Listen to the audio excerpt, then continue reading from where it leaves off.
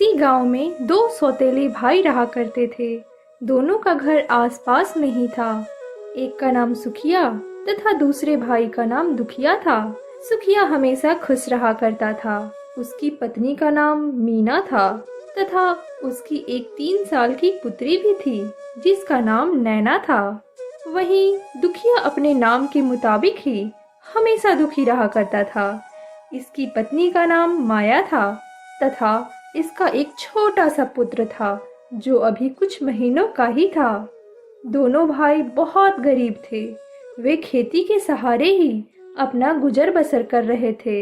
एक दिन सुखिया दुखिया के घर जाता है और कहता है, चलो भाई चलो, खेतों पर नहीं जाना है क्या? हाय राम, ये तो जाता ही है खेतों पर और मुझे भी साथ लेकर जाता है। किसी दिन तो मुझे आराम करने का मौका दे। किस सोच में डूब गए भाई? चलो साथ चलते हैं। हाँ, तुम्हारा इंतजार कर रहा था भाई, चलो चलते हैं। दोनों खेतों पर जाकर अपना अपना काम करने लगते हैं। कुछ ही देर में दुखिया सुखिया से कहता है, अरे तुमने तो अपना आधा खेत पर खुदाई भी कर दी और अभी तक तुम्हारा आधा का आधा भी नहीं कर पाया हूँ मैं। मेरी तो धूप में हालत ही खराब हो रही है भाई। अरे जल्दी जल्दी हाथ चलाएगा तभी तो होगा। थोड़ी थोड़ी देर में बैठ जाओगे तो खुदाई कैसे पूरी होगी? कुछ देर बाद खेतों पर खाना लेकर मीना आ जाती है और दोनों भाइयों को खाना खिलाती है। माया का पुत्र अभी बहुत छोटा था, इसलिए मीना ही दोनों के लिए खाना लाती है। फिर तीनों बैठकर कुछ देर पेड़ के नीचे विश्राम करते हैं। बहुत धन्यवाद मीना भाभी, तुमने भोजन ला कर दिया, वरना मैं तो भूखा ही रह जाता। इसमें धन्यवाद की क्या बात है? हम आपका दुख नहीं समझेंगे तो कौन समझेगा? अरे भाई भाई के काम ना आएगा तो कौन आएगा? बस इस बार अच्छी बारिश हो जाए तो दोनों भाइयों का साल भर के लिए खर्चा पानी के लिए सोचना नहीं पड़ेगा। हाँ भाई, मेहनत तो कर रहे हैं, बस बारिश अच्छी हो जाए। 2 महीने बीत जाते हैं परंतु बारिश नहीं होती है। सुखिया और दुखिया के घर में खाने के लिए भी सोचना पड़ रहा था। दुखिया सेठ के घर काम करने लगा जिससे उसके घर की स्थिति कुछ ठीक हो पाई। इधर सुखिया बारिश न होने की वजह से काफी परेशान हो रहा था। पिताजी, मुझे भी स्कूल जाना है। मेरी उम्र के सारे बच्चे स्कूल जा रहे हैं, मुझे भी जाना है पिताजी। हाँ, क्यों नहीं, मेरी बिटिया रानी स्कूल जरूर जाएगी। पहले कुछ काम तो कर लो। खेती तो होने से रही इस साल और घर में पड़े रहने से तुम्हारा क्या खर्चा निकल जाएगा? दुखिया को देखो, सेठ के घर काम करता है और घर का खर्चा भी चला रहा है, और एक तुम हो, जाकर कहीं कोई काम ढूंढो। हो सके तो दुखिया भाई से बात करके देखो, जहाँ वो काम करते हैं वहाँ कोई काम मिल जाए तो बहुत अच्छा रहेगा। ठीक है, मैं भी जाता हूँ दुखिया भाई के घर। सुखिया काम की तलाश में दुखिया के घर जाता है। भाई, ओ भाई, कोई है क्या? वो तो नहीं है, वो सेठ के घर काम करने को गए हैं। आपको कुछ काम था क्या उनसे? हाँ, मैं भी काम के सिलसिले में उससे बात करना चाह रहा था। मैं भी सेठ के घर पर ही जाता हूँ, शायद कुछ बात बन जाए। ठीक है, फिर आप सेठ के घर ही चले जाएं, वहीं मिलेंगे वो आपको। सुखिया सीधा सेठ के घर चला जाता है।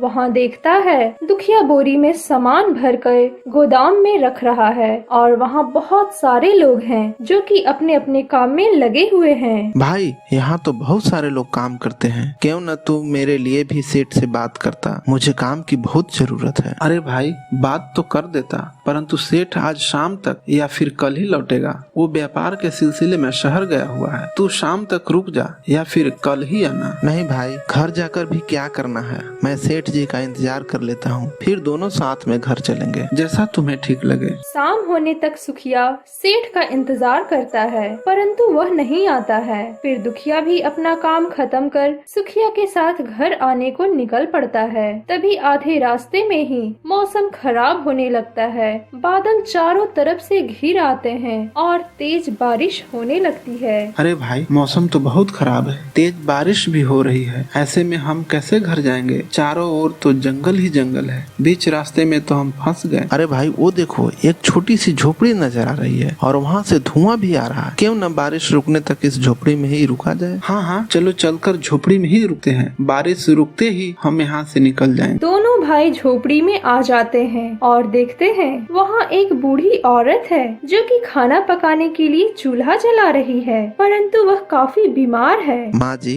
क्या आपकी इजाजत हो तो हम बारिश रुकने तक यहाँ ठहर सकते हैं? हाँ बेटा, क्यों नहीं, वैसे भी मैं अकेली ही हूँ, तुम दोनों यहाँ ठहर सकते हो। वैसे तुम दोनों यहाँ जंगल में क्या कर रहे हो? ओ, हम तो काम की तलाश में गए थे और इधर आते वक्त तेज बारिश होने लगी। पर बूढ़ी माँ, आप तो बहुत बीमार लग रही हो, लाओ मैं खाना बना देता हूँ, तू आराम करो। इतना बोलकर सुखिया बूढ़ी माँ को पकड़कर बिस्तर पर आराम करने को लाता है। फिर दुखिया चूल्हा जलाता है और सुखिया खाना पकाता है। खाना खाने बैठते हैं। अम्मा, तुम यहाँ अकेले इस जंगल में क्यों रहते हो? तुम्हारा परिवार कहाँ है? तुम्हें इस जंगल में डर नहीं लगता है? डर की क्या बात है, अब मेरा अंतिम समय नजदीक है। मेरा भी बड़ा परिवार था, पर वो किसी हादसे का शिकार हो गए। बची मैं तो आ गई जंगल में रहने, और कई साल हो गए मुझे यहाँ रहते हुए। माँ जी, आप भी चलो ना हमारे साथ, हमारे घर पर रहना। यहाँ अकेले रहने से तो अच्छा है कि आप हमारे परिवार के साथ रहो। नहीं बेटा,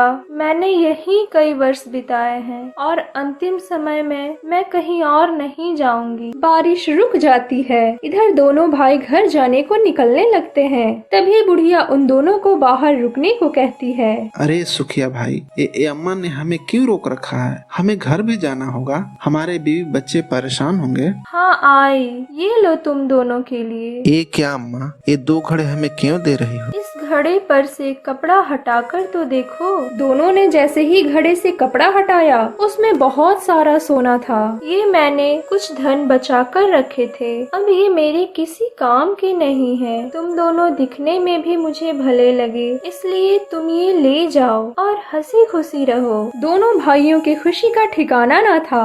दोनों एक एक घड़ा लेकर अपने घर की ओर जाने के लिए निकल पड़ते हैं। दोनों भाई जाते जाते मन में ही सोचते हैं, इतना सारा धन मिल गया, अब हमारी गरीबी दूर हो जाएगी। मैं अपनी बेटी का स्कूल में नाम भी लिखवा दूंगा और मेरी पत्नी के सोने के झुमके और हाथ के कंगन बहुत पसंद है, उसे भी सब दूंगा। मैं अपनी बेटी और पत्नी के सपनों को पूरा करूंगा। इधर सुखिया अपने बीवी और बेटी के सपनों को पूरा करने के लिए सोचते सोचते जा रहा था और दुखिया भी अपने मन में सपने सजा रहा था। मैं इतना धन से सबसे अमीर व्यक्ति बन जाऊंगा, ऐशो आराम की जिंदगी जीऊंगा और मुझे काम करने की जरूरत भी नहीं पड़ेगी। परंतु सुखिया भाई के पास का भी धन मेरा हो जाता तो कितना अच्छा होता। तभी तो मैं सबसे अमीर व्यक्ति बनूंगा। इसका कुछ न कुछ उपाय करना पड़ेगा। तभी दुखिया को रास्ते में कुआं नजर आता है और वह सुखिया से बातें बनाते हुए कहता है, भाई मुझसे चला नहीं जा रहा है, बहुत जोरों की मुझे प्यास लगी है। चलो न, वहाँ एक कुआं नजर आ रहा है, शायद पीने को पानी मिल जाए। प्यास तो मुझे भी लगी है, चलो चलकर देखते हैं। दोनों भाई अपना अपना घड़ा नीचे रख देते हैं और सुखिया पानी भरने के लिए रस्सी कुएं में डालता है। तभी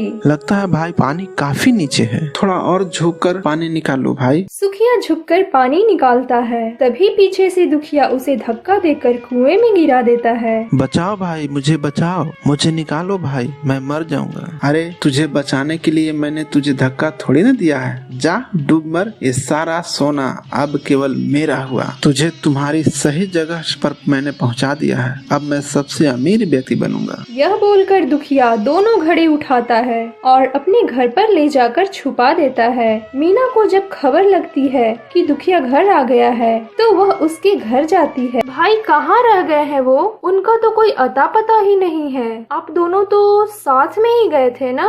आप तो आ गए, परंतु वो अभी तक घर नहीं लौटे हैं। मुझे बहुत चिंता हो रही है। आया तो था मेरे पास काम के सिलसिले में, परंतु काम वहाँ मिला नहीं उसे। फिर वो काम के ही तलाश में वहाँ से निकल गया था। अभी तक घर नहीं लौटा क्या? मैं उसे ढूंढने को जाता हूँ, शायद कहीं मिल जाए। इधर दुखिया अपने भाई को ढूंढने के लिए निकल जाता है। घर से कुछ दूर जाने के बाद पेड़ के नीचे बैठ जाता है और खुद से ही बातें करता है। मैं दिन भर इधर ही बैठा रहूंगा, शाम होने के पहले घर जाऊंगा और बोल दूंगा सुखिया भाई मुझे नहीं मिला कहीं। शाम हो जाती है। अब मुझे घर जाना चाहिए, काफी समय बीत चुका है। दुखिया घर जाने लगता है। मीना घर के बाहर ही इंतजार कर रही थी। भाई क्या वो मिले? मुझे बहुत डर लग रहा है। कहाँ चले गए होंगे वो? मुझे थाने में रिपोर्ट करानी चाहिए, कहीं वो किसी संकट में ना हो। मैंने तो हर जगह देखा परंतु वो कहीं नहीं मिला। तुम्हें जैसा ठीक लगे थाने में रिपोर्ट करवा सकती हो, मैं चलता हूँ। अरे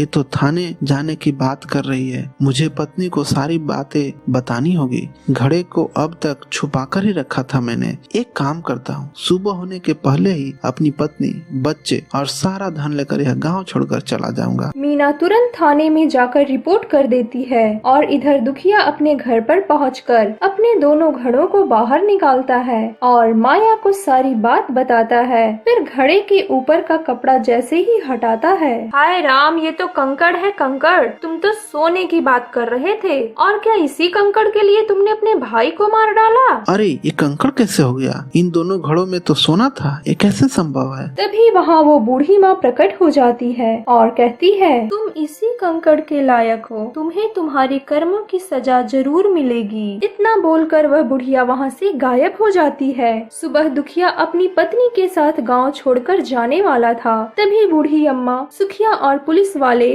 उसके घर पर आ जाते हैं। दुखिया उन्हें देखकर चौंक जाता है और हाय राम, ये कैसे बच गया? अब तो पुलिस के डंडे भी मुझे खाने पड़ेंगे। पुलिस दुखिया को पकड़कर ले जाती है। इधर बूढ़ी अम्मा को लेकर सुखिया अपने घर को आता है और बूढ़ी अम्मा उसे 2 घड़ा देती है। अरे माँ, ये तो दुखिया के पास था। जिसके लायक वो था उसको वो मिल चुका है। असली सोने के हकदार तुम हो। तुम्हारा दिल सोने की तरह शुद्ध है और जो जैसा करता है वैसा ही फल भी पाता है।